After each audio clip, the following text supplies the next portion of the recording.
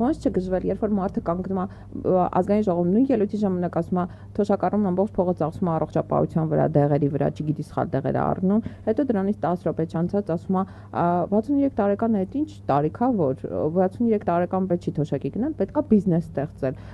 Հիմա էլ ծերություն չկա, բոլորս առողջ ենք, մինչև 75 տարեկանը կարաք հանգիստ բիզնեսներ բացեք, այդ թոշակի հույսին չմնաք, մենք էլ 10,000 դրամը ճիշտ ծախսենք։ Նախ մի խոսքի մեջ, մի թեմայի մեջ, մի ամբիոնի վրա